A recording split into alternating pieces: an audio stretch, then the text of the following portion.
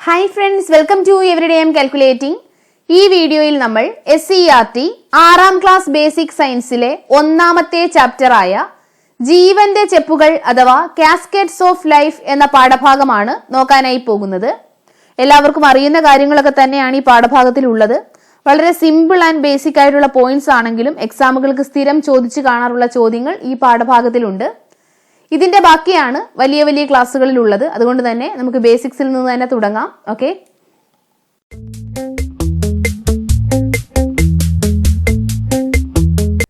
നമ്മുടെ ചുറ്റുപാടും നിരവധി ജീവജാലങ്ങളുണ്ട് അല്ലെ?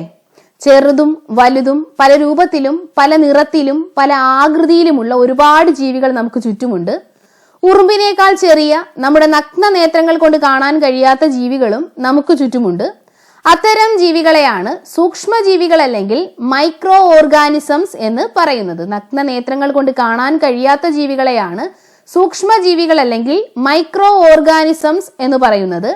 Virus, bacteria, amoeba, paramecium, euglena ഇവയെല്ലാം സൂക്ഷ്മജീവികൾക്ക് ഉദാഹരണങ്ങളാണ്. Virus, bacteria, amoeba, paramecium, euglena ഇവയെല്ലാം സൂക്ഷ്മജീവികൾക്ക് ഉദാഹരണങ്ങളാണ്.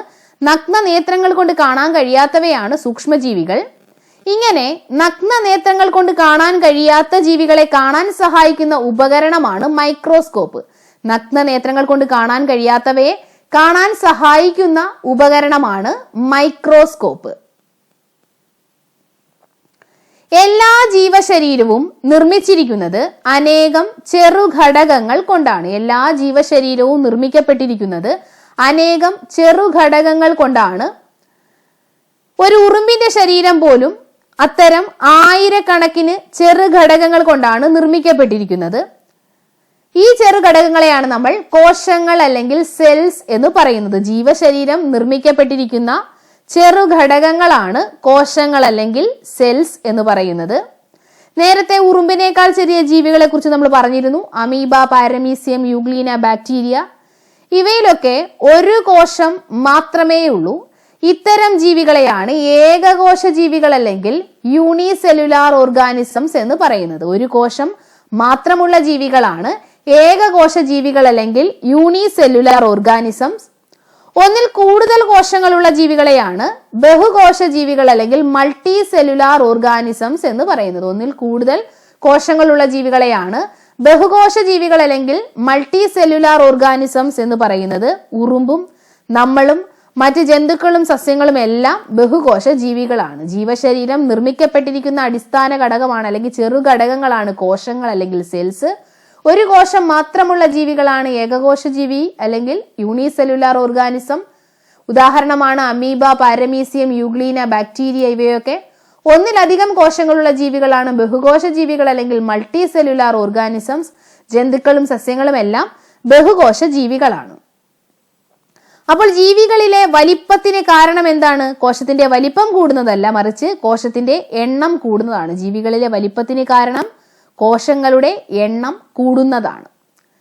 കവിളിലെ കോശങ്ങളും അതുപോലെ തന്നെ ഉള്ളിത്തൊലിയിലെ കോശങ്ങളും മൈക്രോസ്കോപ്പിലൂടെ നിരീക്ഷിക്കുന്നതിനെ പറ്റി ഈ പാഠഭാഗത്തിൽ പറയുന്നുണ്ട്. ഇങ്ങനെ കവിളിലെ കോശങ്ങൾ നിരീക്ഷിക്കാനായി സ്ലൈഡ് തയ്യാറാക്കുമ്പോൾ ഉപയോഗിക്കുന്ന സ്റ്റെയിൻ ഏതാണ് എന്ന് ചോദിച്ചാൽ ഉത്തരം മെഥിലിൻ ബ്ലൂ ആണ്. കവിളിലെ കോശങ്ങൾ നിരീക്ഷിക്കാനായി ഉപയോഗിക്കുന്ന സ്റ്റെയിൻ ആണ് മെഥിലിൻ ബ്ലൂ. അതുപോലെ തന്നെ ഉള്ളിത്തൊലിയിലെ കോശം നിരീക്ഷിക്കാൻ ഉപയോഗിക്കുന്ന സ്റ്റെയിൻ ആണ് സഫ്രാനിൻ. ഉള്ളിത്തൊലിയിലെ കോശം നിരീക്ഷിക്കാൻ ഉപയോഗിക്കുന്ന സ്റ്റെയിൻ ആണ് സഫ്രാനിൻ. കവിളിലെ കോശം നിരീക്ഷിക്കാൻ ഉപയോഗിക്കുന്ന സ്റ്റെയിൻ ആണ് മെഥിലിൻ ബ്ലൂ. ഉള്ളിത്തൊലിയിലെ കോശം അല്ലെങ്കിൽ പ്ലാന്റ് സെൽസ് നിരീക്ഷിക്കാൻ ഉപയോഗിക്കുന്ന സ്റ്റെയിൻ ആണ് സഫ്രാനിൻ. അതുപോലെ തന്നെ മനുഷ്യ ശരീരത്തിൽ പ്രധാനമായും 4 തരം കോശങ്ങളാണുള്ളത്.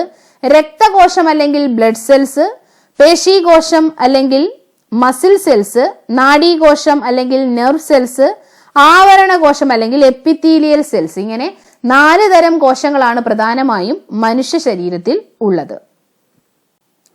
കോശത്തെക്കുറിച്ച് വിശദമായി 8ാം ക്ലാസ്സിൽ പഠിക്കാനുണ്ട്. അതിന്റെ വീഡിയോ നേരത്തെ ചെയ്തിട്ടുമുണ്ട്. ലിങ്ക് ഡിസ്ക്രിപ്ഷൻ ബോക്സിൽ കൊടുക്കാം. ഇനി കോശത്തിലെ പ്രധാന ഭാഗങ്ങൾ ഏതൊക്കെയെന്ന് നോക്കാം. കോശത്തിന്റെ കേന്ദ്രഭാഗമാണ് മർമ്മം അല്ലെങ്കിൽ ന്യൂക്ലിയസ് എന്ന് പറയുന്നത്. കോശത്തിന്റെ കേന്ദ്രഭാഗമാണ് മർമ്മം അല്ലെങ്കിൽ ന്യൂക്ലിയസ് എന്ന് പറയുന്നത്. കോശത്തെ ആവരണം ചെയ്തിരിക്കുന്ന ഭാഗമാണ് കോശസ്തരം അല്ലെങ്കിൽ സെൽ മെംബ്രെയിൻ എന്ന് പറയുന്നത്. കോശത്തിനെ ആവരണം ചെയ്തിരിക്കുന്ന ഭാഗമാണ് കോശസ്തരം അല്ലെങ്കിൽ സെൽ മെംബ്രെയിൻ എന്ന് പറയുന്നത്. ഈ കോശസ്തരത്തിനുള്ളിൽ നിറഞ്ഞിരിക്കുന്ന ദ്രവപദാർത്ഥമാണ് കോശദ്രവ്യം അല്ലെങ്കിൽ സൈറ്റോപ്ലാസം. കോശസ്തരത്തിനുള്ളിൽ നിറഞ്ഞിരിക്കുന്ന ദ്രവപദാർത്ഥമാണ് കോശദ്രവ്യം അല്ലെങ്കിൽ സൈറ്റോപ്ലാസം എന്ന് പറയുന്നത്. ചിത്രത്തിൽ ഒരു ആനിമൽ സെൽ അല്ലെങ്കിൽ ജന്തുകോശവും ഒരു പ്ലാന്റ് സെൽ അല്ലെങ്കിൽ ഒരു സസ്യകോശവും അവയുടെ പ്രധാനപ്പെട്ട ഭാഗങ്ങളും അടയാളപ്പെടുത്തിയിട്ടുണ്ട്. ജന്തുകോശത്തിനും സസ്യകോശത്തിനും പൊതുവായിട്ടുള്ള ഭാഗങ്ങൾ ഏതൊക്കെയാണ്? മർമ്മം, കോശദ്രവ്യം, ഫേനം, കോശസ്തരം. ജന്തുകോശത്തിനും സസ്യകോശത്തിനും പൊതുവായിട്ടുള്ള ഭാഗങ്ങളാണ് മർമ്മം അല്ലെങ്കിൽ ന്യൂക്ലിയസ്, കോശദ്രവ്യം അല്ലെങ്കിൽ സൈറ്റോപ്ലാസം, ഫേനം അല്ലെങ്കിൽ വാക്യൂൾ, കോശസ്തരം അല്ലെങ്കിൽ സെൽ മെംബ്രെയിൻ. ഈ ജന്തുകോശത്തിൽ നിന്നും വ്യത്യസ്തമായി സസ്യകോശത്തിന് രണ്ട് ഭാഗങ്ങൾ കൂടി കാണാം. കോശഭിത്തി അല്ലെങ്കിൽ സെൽ വാളും ഹരിതകം അല്ലെങ്കിൽ ക്ലോറോപ്ലാസ്റ്റും. ജന്തുകോശത്തിൽ നിന്ന് വ്യത്യസ്തമായി സസ്യകോശത്തിൽ കാണപ്പെടുന്ന രണ്ട് ഭാഗങ്ങളാണ് കോശഭിത്തി അല്ലെങ്കിൽ സെൽ വാൾ, ഹരിതകം അല്ലെങ്കിൽ ക്ലോറോപ്ലാസ്റ്റ്. എന്താണ് ഹരിതകം? സസ്യങ്ങൾക്ക് പച്ച നിറം കൊടുക്കുന്ന, അവയെ ആഹാര നിർമ്മാണ പ്രക്രിയയായ പ്രകാശ സംശ്ലേഷണം അഥവാ ഫോട്ടോസിന്തസിസിന് സഹായിക്കുന്ന വർണ്ണവസ്തുവാണ് ഹരിതകം അല്ലെങ്കിൽ ക്ലോറോപ്ലാസ്റ്റ് എന്ന് പറയുന്നത്. അപ്പോൾ അത് എവിടെ മാത്രമേ കാണൂ? സസ്യകോശങ്ങളിൽ മാത്രമേ കാണൂ. സസ്യകോശത്തിൽ ജന്തുകോശത്തിൽ നിന്ന് വ്യത്യസ്തമായി കാണപ്പെടുന്ന ഭാഗങ്ങളാണ് ഹരിതകവും കോശഭിത്തി അല്ലെങ്കിൽ സെൽ വോളും. ഇനി ഫേനം അഥവാ വാക്യൂൾ ശ്രദ്ധിച്ചു കഴിഞ്ഞാൽ സസ്യകോശത്തിലെ ഫേനത്തിന് ജന്തുകോശത്തിലെ ഫേനത്തേക്കാൾ വലിപ്പം കൂടുതലായിട്ട് കാണാം. അപ്പം സസ്യകോശത്തിൽ ഫേനത്തിന് അല്ലെങ്കിൽ വാക്യൂളിന് വലിപ്പം കൂടുതലാണ്. ഇതിപ്പോ 6ാം ക്ലാസ്സിലെ കുട്ടികൾക്കുള്ളതായതിനാലാണ് ഇത്ര ചുരുക്കി കൊടുത്തിട്ടുള്ളത്. വിശദമായി വലിയ ക്ലാസ്സുകളിലുണ്ട്, നമുക്ക് വരും ക്ലാസ്സുകളിൽ പഠിക്കാം. അപ്പോൾ ഈ ക്ലാസ് നിങ്ങൾക്ക് മനസ്സിലായോ ഇല്ലയോ എന്ന് തീർച്ചയായും അഭിപ്രായം പറയുക. ക്ലാസ് മനസ്സിലായി എങ്കിൽ മാത്രം വീഡിയോ ഒന്ന് ലൈക്ക് ചെയ്യുക, ഷെയർ ചെയ്യുക.